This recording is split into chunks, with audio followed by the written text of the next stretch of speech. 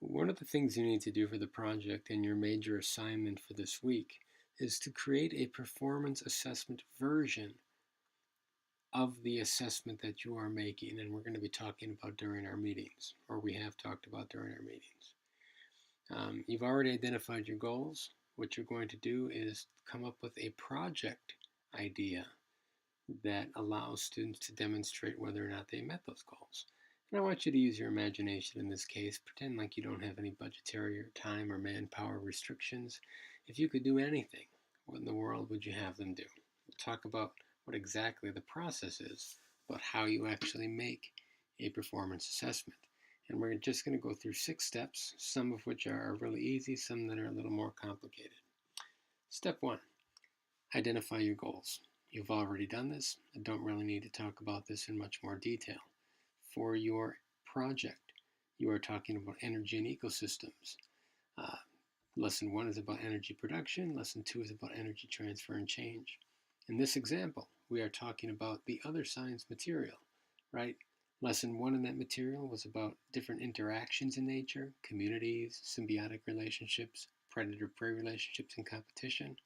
Lesson 2, which is what this is about, was about succession, how it happens, what it looks like. Lesson 3 was about conservation. We're going to focus on Lesson 2 as an example here.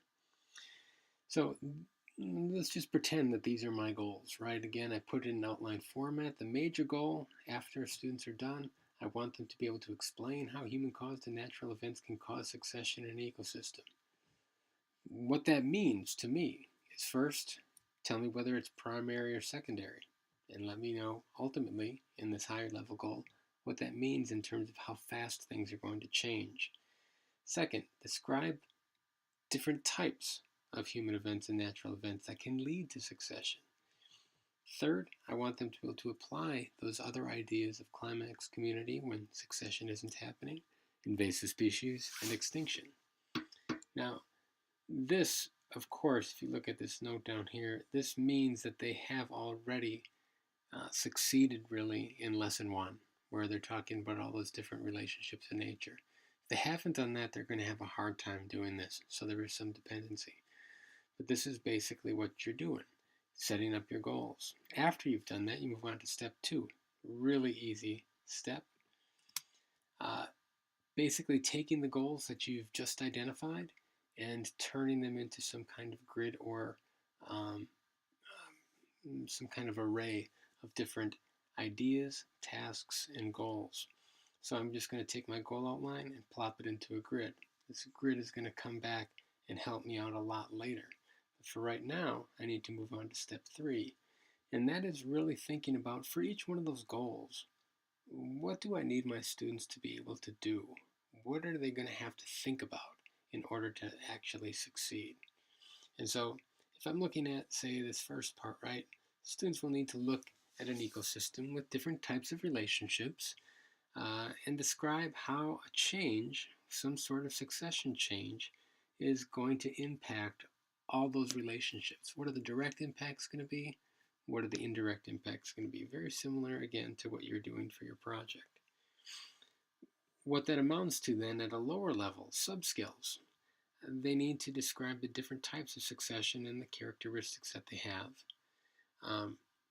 They need to describe what those causes of succession are. I'm going to give them a scenario, probably, and they're going to have to tell me what is the succession that's going on, what is the causal factor that's leading to that succession. And then they're going to have to identify any invasive species, potential extinction candidates, and or climax communities, and so on. Now that once I figure out what in the world they're going to have to do, then I have to ask myself, well, what does success look like? And this is step 4. So when I'm talking about this idea, it's really, I have to differentiate between whether or not a student can do it completely, whether they can do more than what I wanted them to do, whether they can do part of what I want them to be able to do, or whether or not they really have no clue. And I need to figure out what that looks like. So an easy example is mathematics, in which, say I want my students, again, when we think about that early math material stuff we were working with, I want them to be able to divide with remainders. What does success look like? Do they need to get 100% of them correct? Is that meeting the standard? Or is it 90%, 80%, 70%? At what point have they exceeded my standard? If they get them all right, does that exceed my standard? Or does that just meet it and I have to give them something extra in order for them to move beyond my standard? When they haven't gotten them all right, at what point do I say they're kind of close, but they're not quite there? And at what point do I say they're nowhere near? They just don't know what's going on. I have to start drawing some lines to myself to figure out where I am going to put people in terms of their ability or their performance, right? So in this case, I have these very generic kind of descriptions based on my cognitive processes I identified in step 3. I still will have to quantify that, and we'll get to that in a minute. Step 5 then is I need to then sketch some tasks for each sub-goal. So when I'm thinking about my overall goal, right, I realize in order for them to explain how succession occurs in an ecosystem and really apply this, I need to give them an ecosystem with relationships already identified. I need to put a change in there, and they have to tell me what happens and how fast it's going to occur, right? That breaks down then into these subcategories or these sub-skills, right? I need to give them a time frame. What will this look like in 5 years if it's secondary succession? What will it look like in 100 years if it's primary succession, or maybe even secondary succession, right? But when I say how is it going to change, that change is not going to be immediate. I need them to kind of map it out. When I think about the second one, right, I have to give them different types of succession, probably one of each, and they will have to kind of describe the characteristics. The last one is that they will again have to identify. I'm going to have to introduce some kind of invasive species so they can tell me about it. I'm going to have something probably go extinct so they can tell me about it. I will have to have a situation in which something might not be identified as an invasive species, but they have to tell me whether or not it is.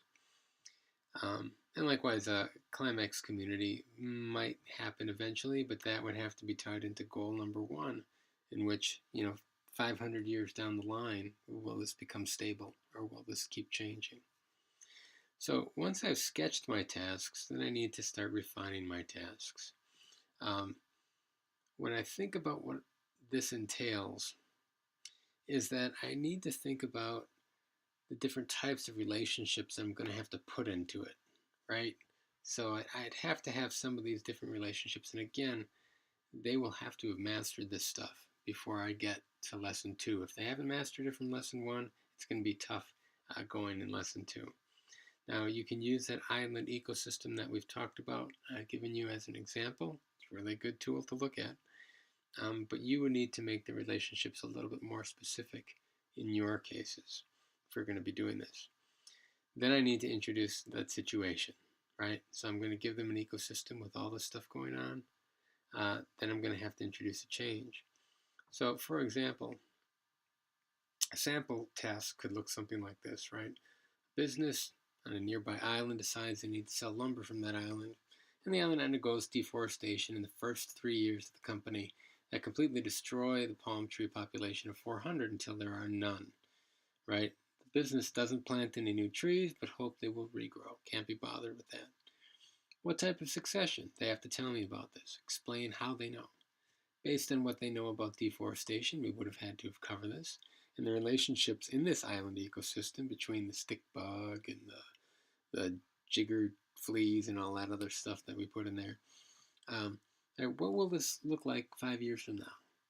Well, there was some grasses that would probably take over, but the palm trees aren't going to regrow, and that's going to totally impact a lot of the other organisms. I'd want them to be sure to describe the indirect and direct impact on plant and animal life, right? So they can tell me basically what's going on with the succession. How are things changing? Why are they changing? Now, one thing I want you to note is that I am not telling them a lot of specific information to tell me. And this is going to be something we talk about in a little bit. The more structure I give, the less I see about what they actually know or think or would do on their own. if I want to really see how things are organized in their head, I can't tell them exactly what to do. So if this is my sample task, I can then kind of refine my performance descriptions. I can explain how succession occurs, right? That's my goal. And then I refine my description. Students will indicate which animals will be directly affected: squirrels, island stick, Bermuda grass, and those who would be indirectly affected: jigger fleas, and so on. Oops, and I notice I have a typo there. Fix that right in front of you. Kind of entertainment, right? Um, Students will also indicate that this is unlikely that the palm trees will go back, and so on. So this is what a good answer looks like. No, I did not tell them to do that.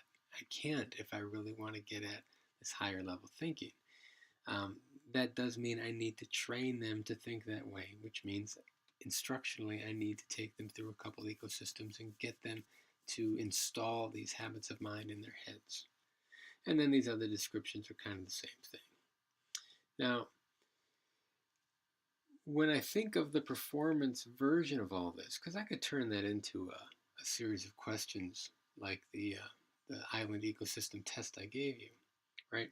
One thing I need to make sure that the tasks I give them will require them to go through certain thought processes, right?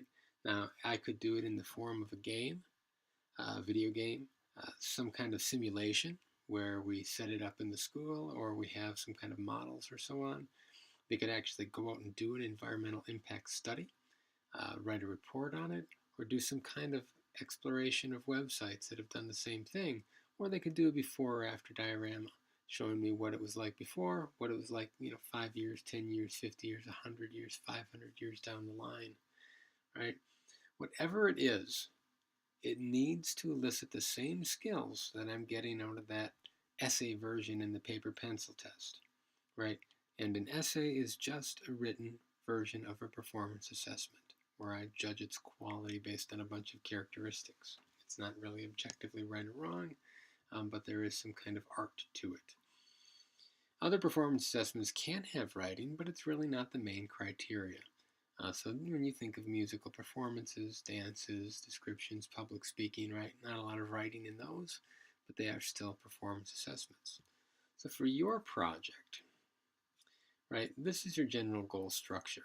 Overall goal: lesson 1, about energy production; lesson 2, about energy transfer and change.